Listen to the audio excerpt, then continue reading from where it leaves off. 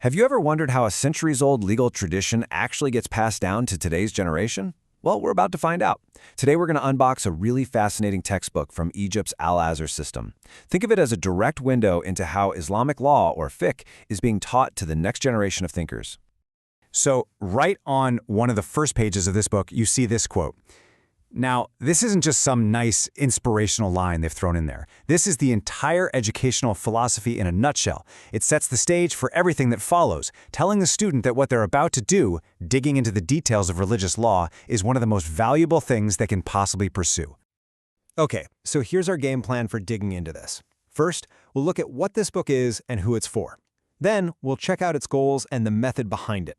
After that, we'll get into the real meat of it, from daily rituals to major life events and social rules, and we'll wrap up by looking at the ultimate skill this whole curriculum is designed to build. All right, first things first, what exactly are we looking at here? Well, this book is a modern commentary on a classic text from the Hanafi school of Islamic law. And get this, it's written for first-year secondary students. So basically, we're talking about the equivalent of high school freshmen. And that really gets to the heart of it. This isn't about just handing a student some old, dusty book and saying, good luck. The whole project is about building a bridge. It's about taking this incredibly rich, centuries-old legal tradition and making it accessible and relevant to a modern teenager. So how do they build that bridge? You know, the authors are actually super transparent about their whole approach. They don't just dump a bunch of information on you. Right in the intro, they lay out this clear blueprint for what they want the students to learn and exactly how they've designed the book to make that happen. And just look at these goals. This goes way beyond simple memorization. It's all about developing actual skills, like reasoning, deduction, and connecting these rules to daily life. They want students to get the history, to actually enjoy analyzing these texts, and to build something they call the juristic mindset. Hold on to that phrase. We're going to come back to it. It's a big deal. And here's their playbook. This isn't random. It's a very clear, systematic process. They're sticking to the curriculum, sure, but they're adding modern tools like learning objectives and chapter exercises. And they're actively trimming the fat, getting rid of topics that are no longer relevant, simplifying jargon, and even updating old-school measurements. It's a total, deliberate overhaul. All right, so we've got the why and the how down. Now let's actually dive into the what. The book starts exactly where you'd expect, with the absolute fundamentals of daily practice, the bedrock of it all, purity and prayer. Now, this is a perfect example of how they teach legal reasoning. The question is a practical one. Can you wipe over your socks for ablution? The book explains that for traditional leather socks, yeah, that was always okay. But for regular old cotton socks, the school's founder, Abu Hanifa, first said no. But then, and this is the cool part, he changed his mind.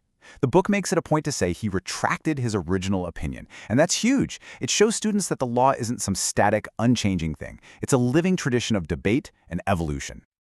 Okay, so from the things you do every day, the book then zooms out to cover the whole life cycle. It takes those same legal principles and applies them to the big moments, the major milestones that mark a person's life, from how you handle a burial all the way to the epic journey of the Hajj pilgrimage. And this focus on precision is everywhere.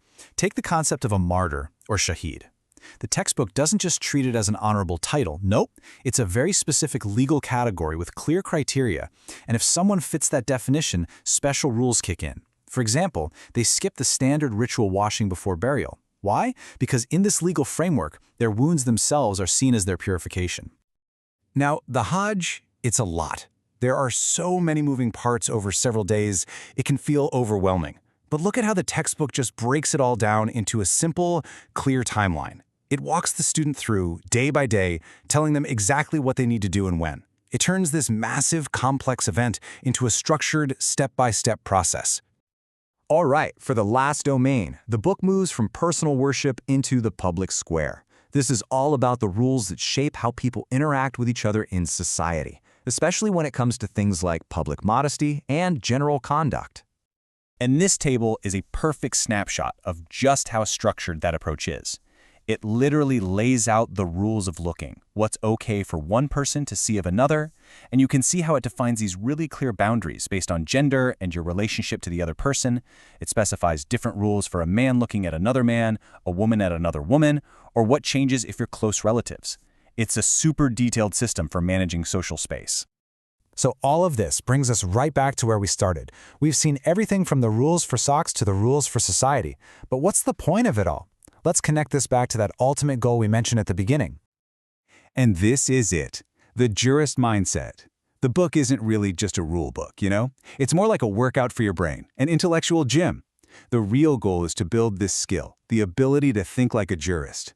It's about getting the how and the why so deeply that you can take those principles and apply them to brand new situations that aren't even in the textbook. And that's the #1 takeaway here. Every single topic we've looked at, from wiping over socks to the Hajj to social interactions, it's not just a fact to be memorized. Each one is a case study. It's a hands-on exercise designed to train a student's mind to think in this very specific, legal, and analytical way. Which kind of leaves us with a bigger question to chew on, doesn't it? This textbook is a powerful example of a highly structured way of knowing things. It doesn't just give you answers, it gives you a complete framework for how to ask questions and find answers. And it really makes you wonder, how do these kinds of educational systems, in any field, end up shaping not just what we know, but the very way we think about and perceive the world itself?